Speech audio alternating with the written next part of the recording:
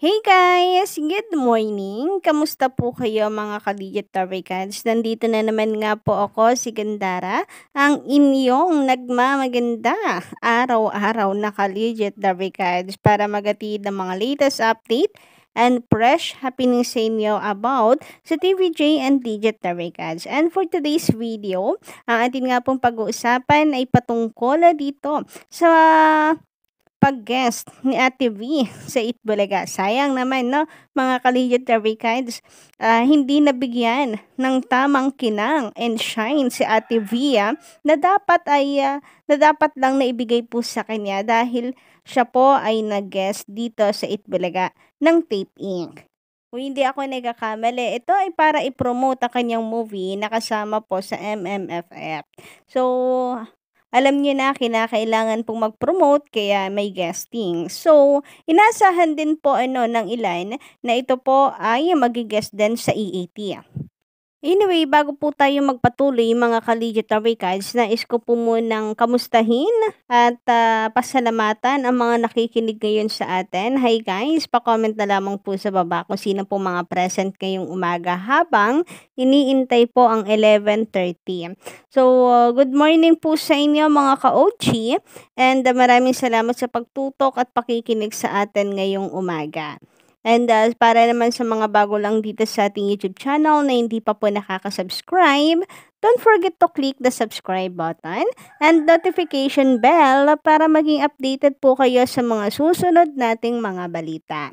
And para naman sa ating mga masusugid na taga-subaybay, narito ang ilan sa mga maswerteng napili po natin ngayong umaga. Shoutout nga po dito kina Sir Mel Gibbs Vergara. Yan, good morning, good morning. Willibet Dioso, good morning. Moonlife, good morning sa'yo. Maribel De Vera Razonable, magandarang umaga. Ma'am Travelits TV, magandarang umaga. And Miss Elizabeth Malig, magandarang umaga din po sa inyo. Insert sina Miss Rosemary and Anna Red Lady, Fallen Angel, and Sir Roy Michano Mogol Jefferson Ato. Magandarang umaga po sa inyo lahat. Thank you sa walang sawang pakikinig sa atin.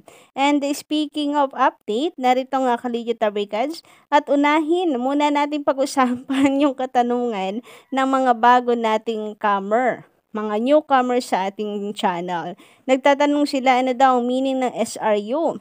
So sa mga hindi po nakasubaybay sa akin, una po nating pangalan kasi sa YouTube ay Showbiz Reaction Update. Pinekli lang po natin, ginawa nating SRU.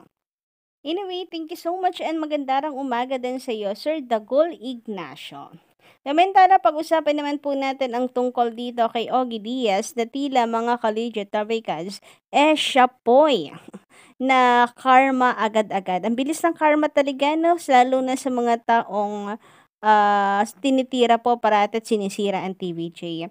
So sabi nga po kasi ng mga legit Ricads na amoy nila itong si Ogie Diaz. Napunteryado talaga niyang sirain ang TVJ kasi nung una, nagkomento po siya na kung saan malala. Di umano, yung lubid issue ni Joey De Leon. And ngayon, si Joey De Leon na naman.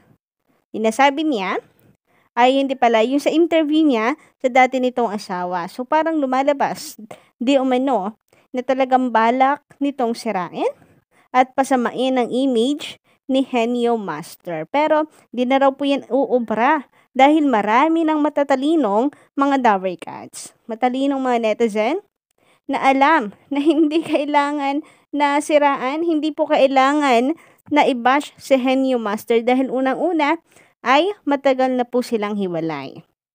And pangalawa, hindi na obligado at obligasyon ni Henyo Master ito.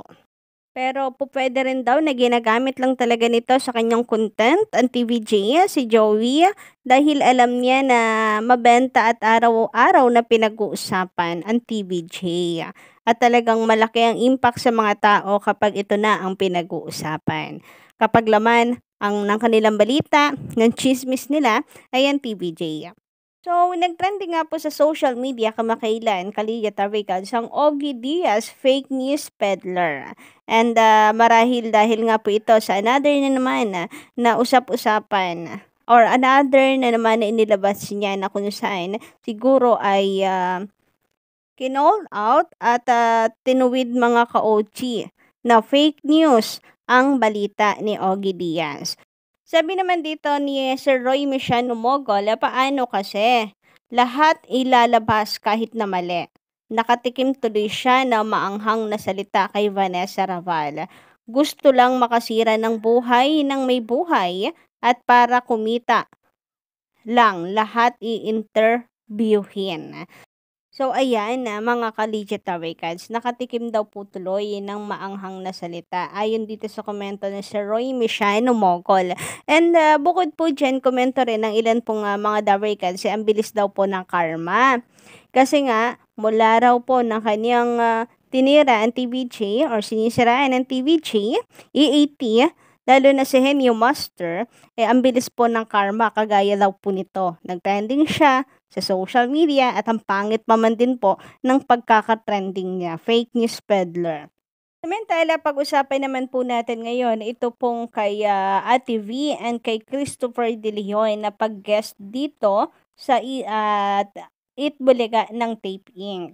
Grabe po, 511 lang ang nanonood po sa kanila. Nilangaw po talaga ang Tape Bulaga or itong sila Ate V, nilangaw po ang kanilang guesting dito sa Eat Bulaga ng Tape. Komento po tuloy ng ilang mga netizen ay tila nawala ang kinang ni Ate V sa kanya pong guesting dito sa Itbulaga. Nilangaw raw po kasi siya dito. Walang kasinong nanood, pero inyo daw po yan sa Facebook, 511 lang ang nanonood sa kanila. So, hindi man lang po nakalibo. Paano daw po makakapanghikayat yan?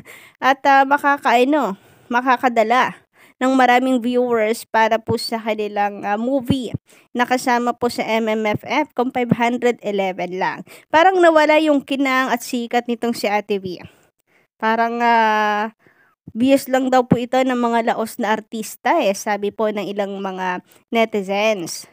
So parang hindi na ibigay ng Eat Bulaga kay Ate V yung kinang at yung shine talaga na deserve ni Ate V. Anyway, ito nga po ay kahapon, November 10, 2023. Sayang, sana sa Showtime na lang sila nag-guest o kaya dito sa EAT, no? Baka sakali pa na talagang dumugin at libo-libong mga tao ang makapanood po sa kanila. Kumbaga, mga tamang programa na pag-promotan po nila. Mahihila lang po kasi sila pababa dahil sa EB. Samantala, ayun naman po dito sa komento ni Sir Angelo Acosta, magandang umaga sa iyo. Inggit lang ang panatiko ng It's Showtime kasi sa totoo lang fake at dinadaya nila ang ratings at viewers. So, ayan na mga ka-Legitary Cards. Kasi dulot pa rin po ito ng hindi paglabas ng October 28 TV ratings, mga ka-Legitary Cards. Kasi parang kahina-hinala na raw tunay kasi itong mga ratings ng November na ilabas na, yung October 28 hindi pa rin. Kaya hindi po maiwasang isipin ng mga tao na meron pong dayaan na nangyayari. Samantala, ayun naman po dito sa komento ni Robert Tescolano, magandang umaga po sa inyo Sir Robert. Kaya pinapapasok si Ryan, Main at Miles sa barangay. Kawawa sila Mayor, Jose at Wally sa pagbanggit ng mga sponsors sa Sugod Bahay mga kapatid. Malat na sa kakasalita. Well, totoo po yan mga ka-Legitary Cards din. Siyempre, kinakailangan din po ingatan nila yung boses nila. Kasi kapag yan nawala, apektado po ang hosting nila. Kaya, importante na meron din pong mga nakaalalay. At the same time, ay dumarami na rin kasi, kasi dati, nung unang-una, ay Hanabishi lang, ngayon ay pamimigay ng TVJ. Pero ngayon dumadami na po sa Sugod Bahay and hoping na sana madagdagan pa po ang mga advertisers para maipamigay po sa Sugod Bahay mga kapatid. Sabi naman po dito ni Sir Romy Obispo, maganda ng gabi po Ma'am Gandara, kahit magtulong yung GMA at Tape Bulaga na di nila kayang talunin ang TVJ, TV5, sila pa rin ang Urig, Itbulaga. Totoo po yan, kahit gamitin pa nila ang titulo, gamitin pa nila ang YouTube channel, gamitin man po nila ang mga segments, hindi pa rin po tatangkalikan. Original pa rin ang hahanap-hanapin ng mga tao, which is ang TVJ. Samantala, sabi naman dito ni Nessie Mendoza, magandarang umaga po sa iyo. Walang point of comparison between Tosh and Cassie. Ang layo ng breeding, ang layo sa breeding na lang, 0. Sa kahusayan, 0. Sa kagandahan, 0. Sa kasimplihan, yan talaga, 0. Agree tayo dyan. Wala talaga. Kaya training and workshop o kaya mag-schooling muna. Kasi si Tash, di po ba mga ka-legit vehicles, nakapagtapos na po ng kanyang pag-aaral. Tinapos muna ang pag-aaral bago pumasok sa showbiz.